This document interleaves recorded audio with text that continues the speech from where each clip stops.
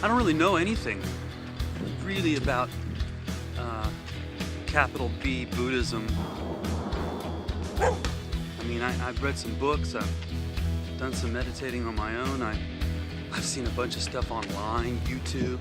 I mean, they've got really, astonishing resources now that we've crossed the 2012 time island. If you want to learn about virtually any kind of human endeavor, and you can go and you can listen to lamas, okay?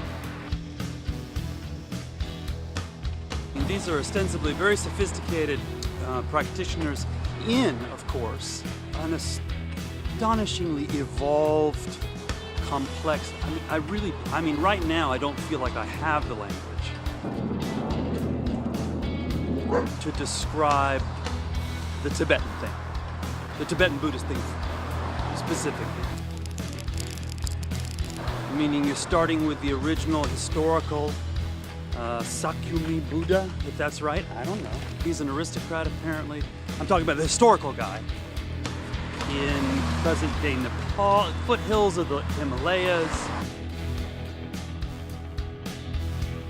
He wanted to get to the source.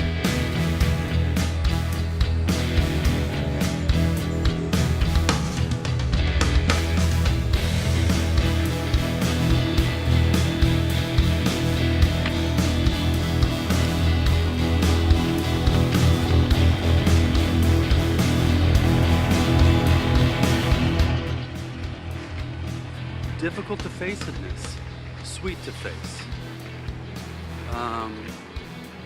Thoughts without a thinker. All these kinds of things. You can find teachers, you can find people who are quote unquote realized. That means that they no longer realize that they're a they. They're no longer a person.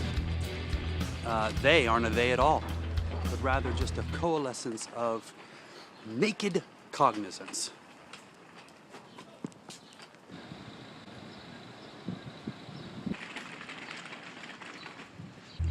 The method of some instructors, these are people that are ostensibly influenced by the various traditions, Buddhist traditions, and people who are not affiliated with any kind of Buddhist traditions, because, it's a little bit like the Jedi, in Star Wars. The Jedi didn't invent the Force, okay? The Force was already there. The Jedi kind of codified it, but then they became their own thing. And as we know, it was a Jedi Lord who was responsible for, right, the Empire. Emptiness. Empty of what? Empty of self, empty of a being. All this that's going on right now, there's nobody doing this. Me talking, me thinking, all of the thought forms seem to be so inscribed,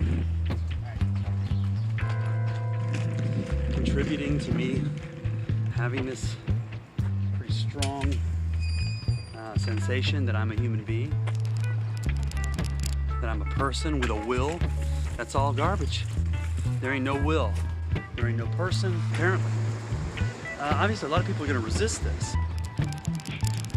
Similarly, you have a situation in which you've got reality, right? You've got whatever it means to be a human being, and then that reality is somehow inflected through these various different wisdom traditions, but there is some sort of fundamental reality that we all share. I'll tell you what that fundamental reality is.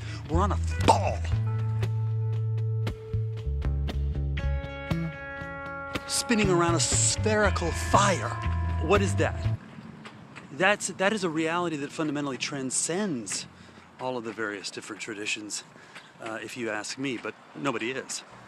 Nevertheless, that basic premise, approach of a lot of these different instructors is to just tell people that they don't exist. You don't exist. You don't exist. You're not a you. And that's going to liberate you. That's going to help you achieve realization. Now, the other thing you can do is you can meditate like some of these guys do.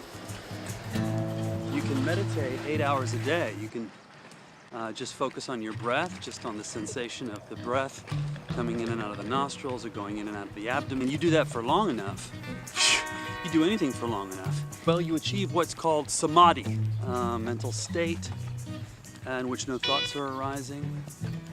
But yet, you're not dead, but you ain't a person. You ain't a me, you ain't a mind, you ain't a my. In my own meditative experience, the thoughts became very quiet. At first they were verbal, they were textural, obviously like they are now.